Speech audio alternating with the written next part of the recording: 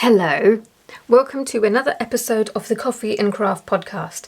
If you're new here, hello, I'm Kim. If you're not new here and you've been here before and you know you know my flavour of nonsense, welcome back. But yes, for those who are new here, Coffee and Craft podcast. I usually rock up and drink coffee and keep you company while you work or craft, but today I'm drinking hot chocolate and keeping you company while you work or craft because I need some comfort in a mug today.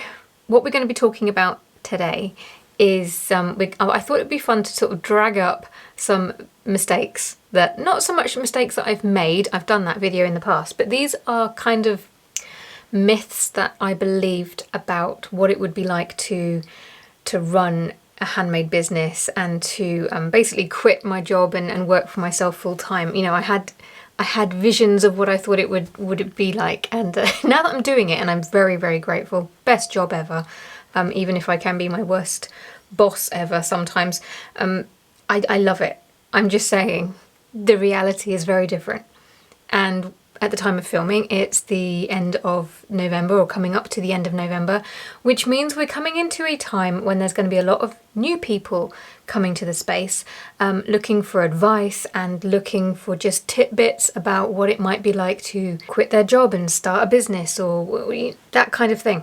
And there's a lot of hyped up promises made, especially here on YouTube, a lot of videos that promise an awful lot at a time when it can be quite difficult just to get the bare minimum.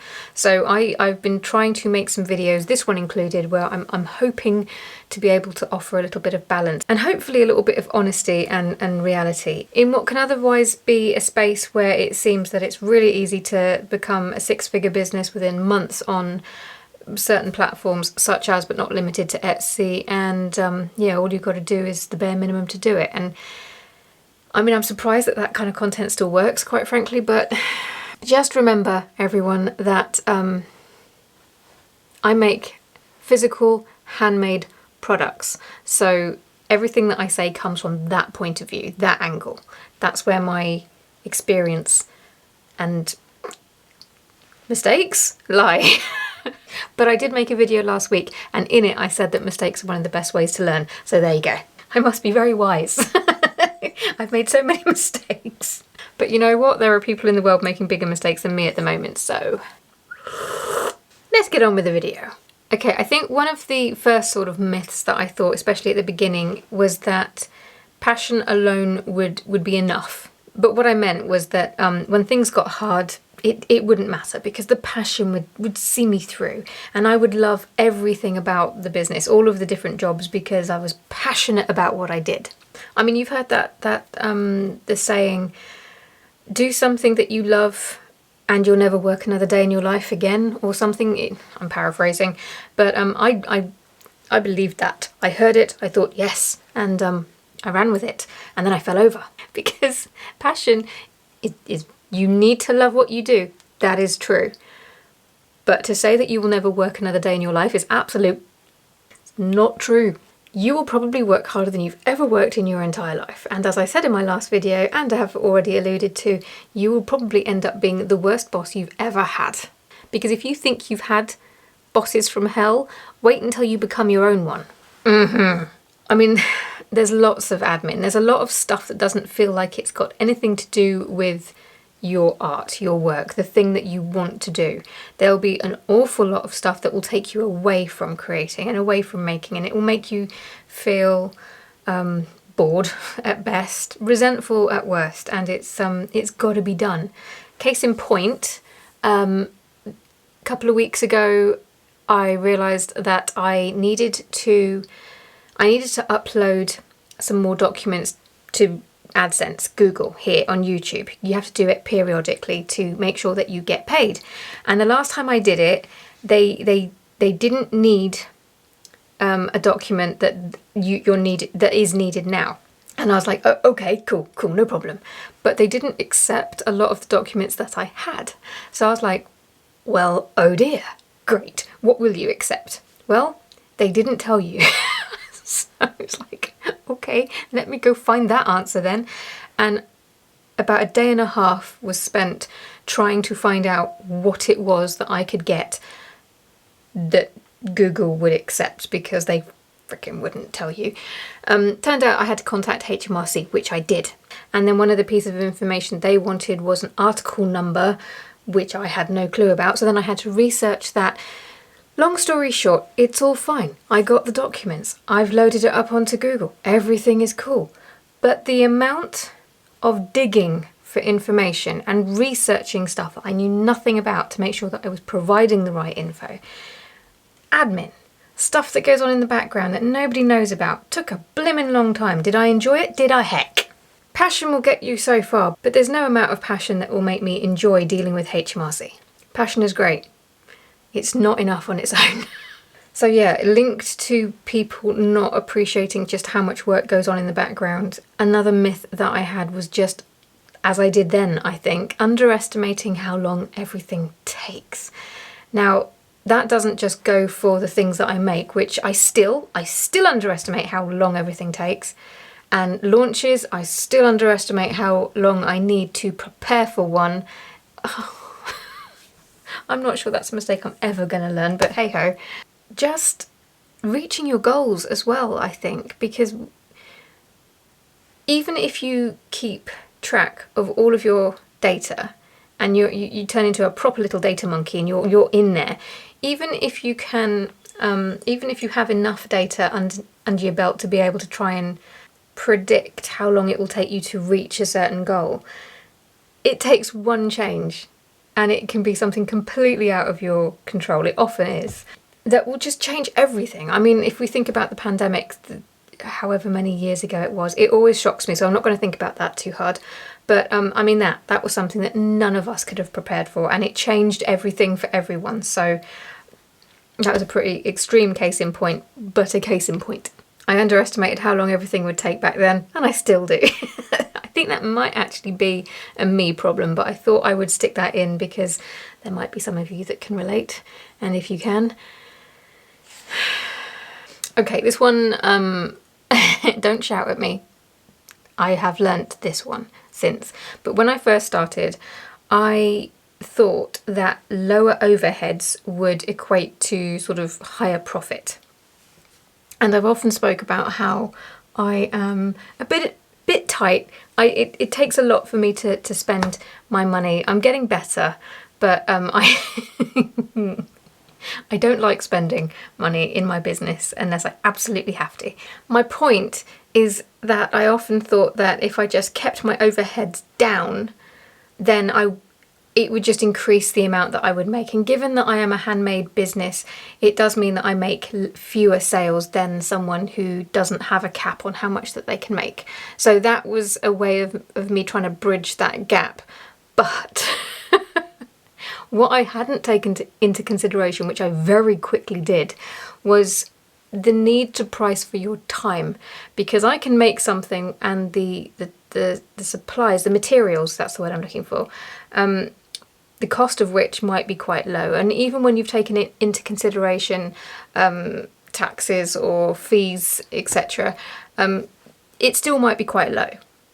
But the time... you have to factor in the time, because if it takes me a ridiculous amount of time to make, then I'm adding an extra cap onto how much I can make, which means I'm capped as to how much I can sell. Time is a thing, which I had, blissfully forgotten about in the early days, and skill as well, which is linked nicely, I think, this whole overheads thing, to pricing correctly. I'm gonna be quite broad when I'm talking about pricing.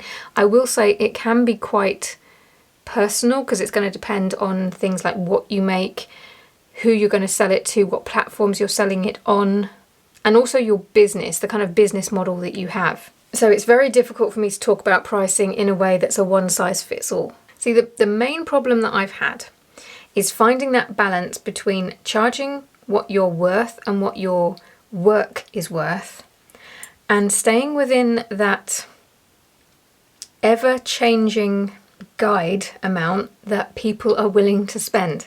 That's hard. It's so hard.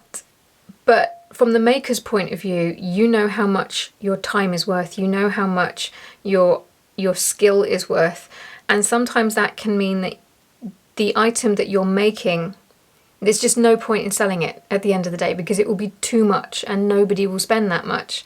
But this is the thing with pricing. It's a kind of a tussle between charging your worth and making sure that you're not pricing yourself out of your market. So it really is dependent on your customers, the platform, and just so many factors. And there are so many things that I would love to make, but I can't because from a financial point of view, it's just not worth it. It's not worth my time or my money for the sales that I would get from them, which would be few and far between. So yeah, this comes back to knowing your numbers, and there will be items that you will have to go, well, that's probably going to be a for me project as opposed to a for the business project. Another myth that I thought back then was that I didn't need marketing too much. It was more of a nice to have. The internet did feel like a slightly smaller space when I got started, but even then I think that was a bit naive of me back then, and that was a lesson I learned quite quickly because yeah, you need to market your stuff. It's not shocking at all. In my defense though, back then this was a time when you could I was only on Etsy at the time, and you could put things up on Etsy without promoting them online on social media or YouTube or what have you, and you would still make sales without having to do a whole lot of anything. I did, however, find out that a little bit goes a long way, so I started marketing my products and it worked. I know, shocking. However, in this day and age, I would say it's essential. Marketing is essential because it's not just platforms now, it's the internet as a whole. It's very crowded, and we need to try and make most of anything that we can grab to help ourselves stand out. I'm going to come back to that in a second. Oh, the next one. Expecting quick sales. To be fair, I didn't really expect quick sales, but I did think that once I got my first couple or so, that things would pick up. It took a little bit longer than that. And I do think that for me at the time, that was because I had a very, very young daughter. She was a baby at the time. So the amount of time that I had to spend on the business and in the business was very little. Very, very little. So it makes sense with hindsight that not the feedback that I was getting, the results I was getting it wasn't little, but it was slow. It was a slow build. If I'd had all of the time in the world to spend on my business, it probably would have been faster. Thinking that you will just sort of start making constant sales from the starting blocks, nah, you have to build it up. It does get easier to build up sort of things like feedback ratings, sales, a bit of a following, bit of traction, and then it does get easier. It's like that snowball effect. But obviously when these are the things that you need in order to get that snowball effect, it can be difficult to get sales before you've built any of that up. So yeah, getting that snowball moving in the first place, that's the hard part, and it will take time. It will. That doesn't mean to say you're doing anything wrong. It just means that starting a business from scratch right now is hard. So expect it to be hard. It's not impossible. It is definitely doable, and it will get easier if you stick at it, but it's going to feel hard at the beginning, and that's normal. Now, I mentioned earlier about marketing and how it helps you stand out. Underestimating the importance of branding. I nearly didn't put this in because I suck at branding. That being said, going into next year, 2025, I am planning to try and crack this nut because it is that important. I'm dreading it because, like I say, I suck at it. But, don't underestimate it is, I guess, my message. This next one. Ooh. Thinking that you'll have complete creative freedom. Let's get into that. So I got into this handmade business malarkey because I love to make things, and I wanted to make the things that I wanted to make, and then people would buy them. That was my thought. And it became very clear very quickly that I was going to have to bear what my customers wanted in mind.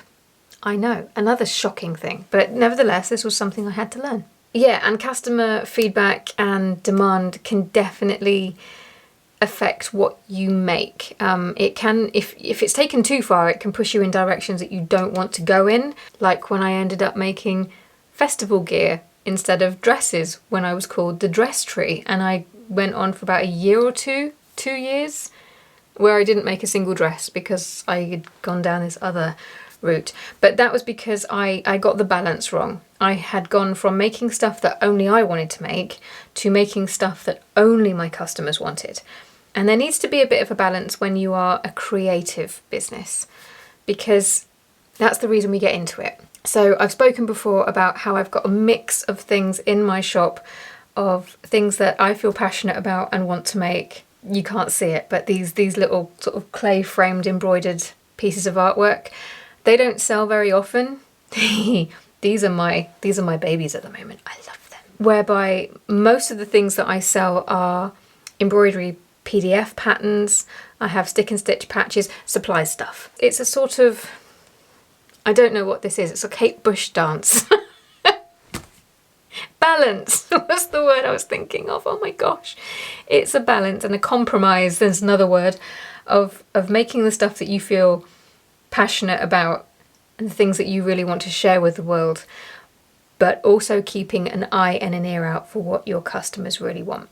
Because that way it can keep the business trickling in? No, the orders trickling in to keep the lights on in your business. I'm tired. See, this is what happens when I choose hot chocolate over coffee. I need a mocha or something so that I can have the hot chocolate vibe with the caffeine. Okay, moving on. Not preparing for seasonality, feast or famine. Oh yeah, yeah. I mean, to be fair, this does come with time and experience. You have to know, you have to have been in business long enough to kind of get an idea for your natural ebbs and flows. For example, I'm selling physical handmade products. When I first started out, summer was dead for me. It was a quiet time. Now summer is one of the busiest times of year for me, for my handmade business. But then, for example, for content creation, the videos, summer is crickets. This is why I kind of have had to diversify my business so that there's something that will sort of give me a bit of a buffer when something's going down, because the times that I sell the least amount in my handmade business, that does beautifully tend to tie in nicely with when things are doing okay on YouTube, for example. So I don't know what I'm trying to do. They kind of work well together. But this is why it's so important to know when your quiet times are and when your busy times are. And why you need a savings account, and also why you need to keep an eye on it at all times, because it will also, as I've mentioned, it will adjust, it will change along with buyer behaviour. So like I said, with the quiet summers and now busy summers, you've got to keep an eye on your busy times and if they change. And I will bang this drum forever, but it's community. I think that in the early days it's very easy to underestimate the importance of community for a small handmade business. It's nothing less than the beating heart of what you will do.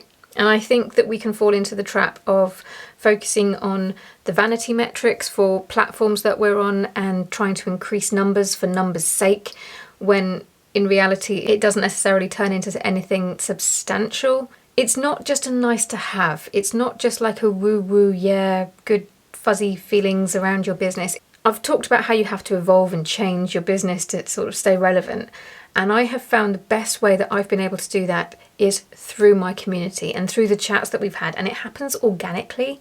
So yeah, it's important not to get stuck on constantly trying to grow your business and increase those numbers. I mean, that is something that you need to focus on, but there needs to be a balance. Sorry, long hair problems. There needs to be the balance between sort of outreach and just nurturing your community. I'm planning on doing that next year with by focusing on my membership here and my Instagram account, which has been a bit sorely neglected these past few months. So I'm trying to sort of not scale back, but just simplify my business so I can focus on just a couple of things. And I think the membership and Instagram are going to get most of my attention next year. I'm thinking out loud, we shall move on. I kind of focused on this one, but I'm going to say it again because it's important, and that's assuming that you'll be able to create all of the time. And of course you can't. You have to do the boring work, and you have to try and actually work on your business and manage your business and grow your business. And again, that takes time away from the actual creating and making, and I'm living that firsthand myself at the moment, and it sucks. it can be disappointing. So it is important to carve out time just for the, getting your hands in the fabric, the stitches, the clay, the whatever you use. Sorry, my cat is meowing, so our time now is limited. Yeah, just bear that in mind. You will be taken away from your craft. That's a part of running a craft business, ironically and annoyingly. And then the last one I've written down here is misjudging how many skills are needed. Oh boy. I mean, not just making. When you list a product, you need to suddenly know how to take good photographs, know what a good photograph is, because that's forever changing as well. SEO research, so that you can be found, or that the various algorithms can at least put you in the search. Whether or not they show you is another thing. Copywriting skills. If you're making videos or any kind of video content to promote your items, planning those. Editing them, thumbnails here on YouTube, titles, writing titles. Why is that so important, Kim? Well, here on YouTube, for example, the thumbnail and the titles, they're the whole package of a video, and I've made some great videos, but with rubbish packaging, and then they just not done well. And then I've done other videos that I'm very happy with, but I wouldn't say that they're my best work, and they've popped off because I got lucky with the titles and the thumbnails, and it's like, so graphic design comes in there, and then you have to figure out that sometimes the things, the photographs that you like taking, or the thumbnails that you like to make and that you think look good, are actually not what work well on the platform. So you have to make thumbnails that don't look good to you, but will work. And there's so many skills, and you won't be good at everything, and you will constantly have to learn things on the fly. Get ready to be exhausted. I didn't mean for this video to be another sort of tough love themed one, but like I said at the beginning of this video, we're getting to that time of year where there's going to be a lot of kind of start a business and make a kabillion dollars type vibe to it. So I want to just add some balance there, especially to those of you who are planning on starting a handmade business, because it is hard. I don't want to put you off though. This is still the best job I've ever had, even though I am my worst boss. And I can't imagine doing anything else right now, which is probably just as well, because I've been doing it so long, I'm probably unemployable right now. I'm not going to think about that. But it does light a fire to make sure that, you evolve and do things that keep you in business. So, that's a motivator, I guess. So if you are thinking about starting a handmade business and you've got the passion for it, I absolutely 100% recommend pursuing it, because I've said it before, I said it again, the world needs more art and more creativity. Just know that it's not as easy as some people might make out. It's graft, it's work. But if you do have that passion and you're well aware that it's not going to be the only thing that you're going to need, and you're still willing, then you've got what it takes. Good luck to you, and I will see you again next week for another weekly waffle, coffee and craft podcast. And I will rock up with some coffee, because hot chocolate might taste nice, but it's just not cutting it. I'm going to go make myself coffee now. I'll see you next week. Ta-ra.